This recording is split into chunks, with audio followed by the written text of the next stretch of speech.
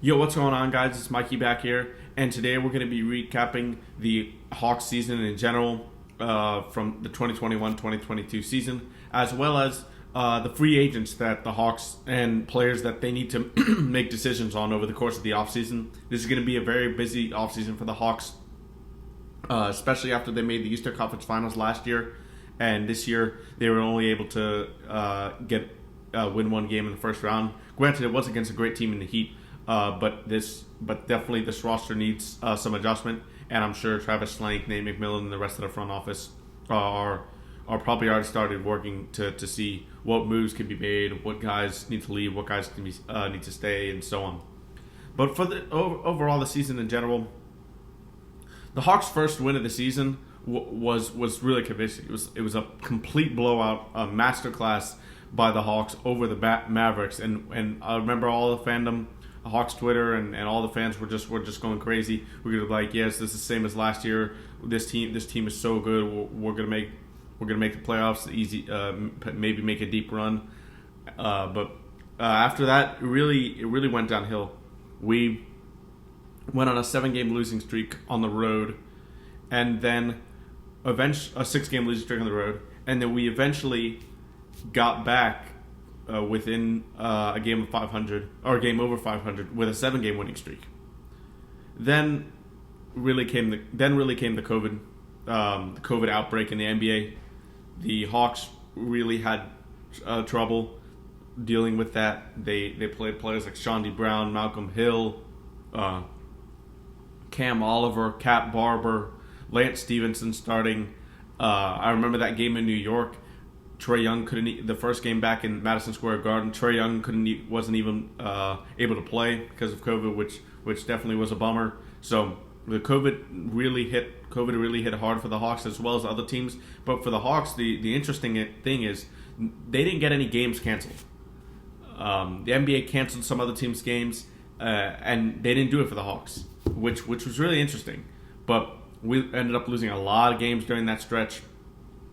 I remember especially against the Bulls, we had a back-to-back. We got blown out twice.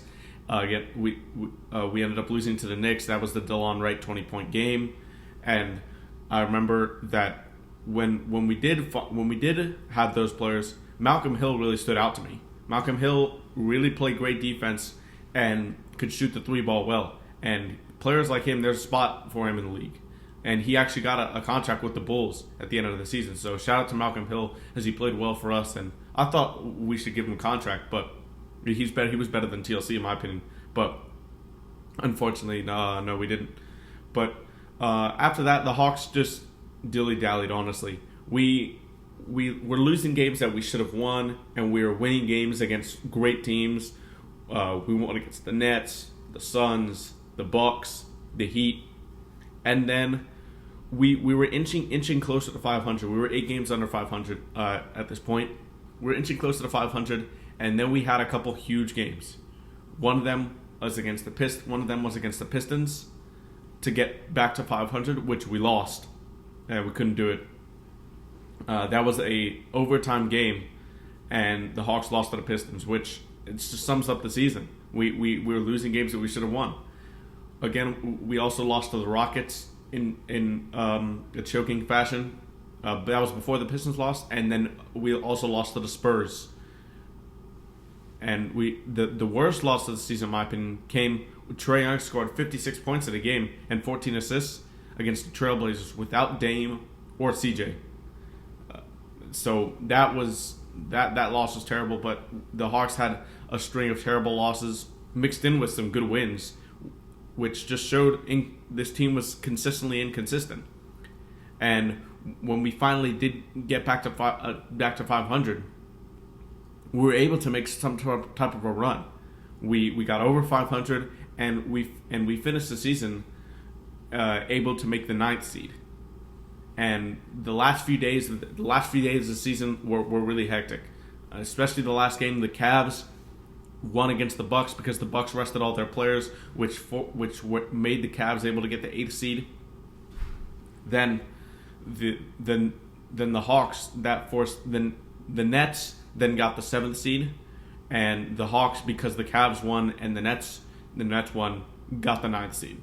they were able to destroy the Charlotte Hornets in the play-in game at home, and then against the Cavs in the second play-in game, in the play-in final, they really were behind the eight ball. Clint Capella got injured right before halftime, hyperextended his leg, and then just Trae Young went nuclear in the second half and carried us to a victory. He and DeLon Wright with that defense on Darius Garland absolutely clamping that man in the third and fourth quarters. Just amazing to watch. So both of those two guys really carried us in the second half of that game. But we moved on to face the Heat without Clint Capella and then a healthy John Collins.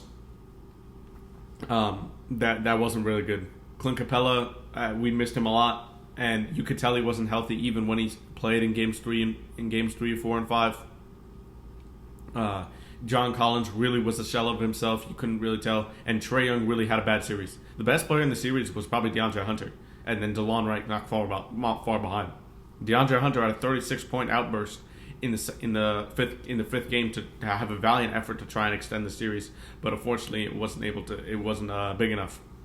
And DeLon Wright had a great role, was in the offense, was creating some offense, and at the same time playing lockdown defense. And that's what you get with DeLon Wright if you give him a set role. So I'm excited to see what the Hawks do this offseason because that first round exit in 5 games definitely was not on the agenda for the Hawks at the beginning of the season. It may not necessarily made it to the Eastern Conference Finals again and say, okay, we have to do that.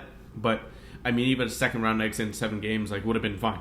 Would have been progress. But this season was kind of a letdown. Not horrible, completely horrible. They earned the right to run it back after making an Eastern Conference Finals run, but we definitely learned some things about this roster. So with that being said, let's get on to the free agents and what I think the Hawks should do with their free agents this summer. So the first free agent we'll talk about is Sharif Cooper. He was on a 2-way contract this year. Didn't really get any NBA minutes. He scored a couple points, but I really want to see a Sharif Cooper and DeLon Wright, if he comes back, we'll talk about that later, a backcourt bench. I really want to see Sharif Cooper at the 1 and DeLon Wright at the 2. If you didn't know, DeLon Wright's a natural shooting guard, and Sharif Cooper has definitely a quick first step, tighter handle, and is able to get to the rim a little bit easier than DeLon. So that kind of a contrast in which you have a lockdown guy who's going to knock down shots, and then you have a ball handler who's shown that he can play make really well and score really well in the G League. He went off for a couple of games, even had a 40-point game. Then you've got a guy who is going to be a great matchup, going to be a great match with DeLon Wright in the backcourt. So I really want to see that. So I hope we do bring Sharif Cooper back. He's a restricted. He's a restricted free agent, so we can do a 2-way. We can do a 2-way contract, and we can give him that offer before anybody else. So I definitely do think we should. Gorgie Jang as an unrestricted free agent. He's 32 years old. He didn't really play too much, but he's definitely still a capable backup center in this league. I don't think he'll come back because if we have Clint Capella and Onyeka Okongwu, like I think we will for next year, he doesn't really find a slot for him. And I know that while Onyeka has had his injury history, I think Gorgie Jang is going to want to play somewhere else to have a more solidified backup role. Because if Onyeka gets injured, Gorgie can slot right there and not be a liability. But I do think he's going to want to play with a bigger role. So I don't see him coming back. But if we can get him for a minimum contract and nobody asks him that, and nobody else asks him for more in a larger role, I'll definitely take him back. Kevin Knox, a restricted free agent. He didn't really get a lot of playing time, so I don't really have an opinion on Kevin Knox that much. I do think we'll see him back just because we traded for him. He's young, and he can possibly be a trade asset if he shows some flashes of talent next season. I think we'll bring him back, but I think we'll bring him back, like I said, but I don't think it'll be for a lot. And he hasn't really carved out a role for himself yet in the NBA. So if he can slide in that backup small forward with all the roster moves the Hawks are expected to do here, I think we could see Kevin Knox in a Hawks uniform in a larger role next season. Skylar Mays as a restricted free agent. I don't think we'll see Skylar Mays back. I do like his game. He's a shooting guard, more of a score-first guard than a playmaker. But I think he'll want to find a larger role. And with Lou Williams probably set to retire, Skylar Mays could potentially get back up point guard minutes or shooting guard minutes if they decide not to bring Sharif Cooper up a lot next season. So that really all depends on what his role is. I don't think Sharif Cooper will be like ready right as regular season comes around. So if Skylar Mays could be backup point guard and we have DeLon Wright as a shooting guard as well, while that does lack a little bit in the playmaking aspect, you can give DeLon the ball and he can play make a little bit more than Skylar Mays. But Skylar Mays is more a better scorer than DeLon, so you could definitely have a backcourt with Skylar Mays and DeLon Wright if Sharif Cooper they feel isn't ready. Lou Williams, I think he's going to retire. He's 35 years old. I don't really see him coming back. So he's had a great career. Obviously, one of the best six men in history, probably the best six man in the history of the game, and he's had a great career. But I don't see him coming back, especially with the low back discomfort he was having at the end of last season. I wonder how much he was having instead of just like sitting out of those games because he didn't really look like he wanted to play. And now the biggest one, DeLon Wright. He's an unrestricted free agent, 30 years old, and they have him listed here as a point guard, but he's officially a shooting guard. He can play point guard, but that's not his best position. He's better in all. He doesn't really have the handle as a typical point guard would, but the defense, the 3-point shooting, and the basketball IQ are all there. I definitely think we have to bring back DeLon Wright in terms of defense for this roster. His perimeter defense, along with DeAndre Hunter, were the only two guys on the perimeter that can defend. And his 2021-2022 salary was $8 million. I think he should get a similar amount to that. Maybe offer him a 2-year deal with a player option, because as much as DeLon Wright said, and he wants to come back here, he wants to come back to Atlanta, so that's great to hear. I wonder what his role would look like if Sharif Cooper comes up, if Skylar Mays shows some flashes of potential. I wonder what the Hawks do, but the only thing is that we're going to miss his defense if we don't sign him back. I definitely think we need him back, and he was great in the playoffs, scoring the ball more as well. So his confidence level definitely grew up as the season went on, and he carved out a larger role for himself. So if I'd be happy to bring back DeLon, and I think we need to as well. So those are my opinions on the free agents, but let's go to Danilo Gallinari. Because he's an interesting case. A lot of people don't think Gallo will start the season with us next year.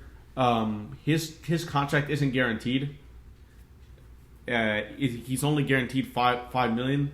But if his contract does get guaranteed, it goes to $21.4 million, which is a lot of money, obviously. And with Gallo's age, I don't know if that's worth it. For $5 million, I mean, yeah, you could bring back Gallo for that, sure, and I'd be fine with that. But the $21.4 million, I don't know about that. I definitely think the Hawks should be looking to trade Gallo in this offseason, or even you pay him the $5 million and they buy him out and look for a better defender at the 4 or a more athletic 4. But we need a guy who can shoot the ball as well with Onyeka Okongwu. So if Gallo takes that $5 million, I'd be happy to bring him back. But if not, I'd look for the Hawks to take a younger, better defender, but also can expand the floor and shoot the 3 ball with Onyeka Okongwu at that backup center position. So those are my opinions on the Hawks free agents.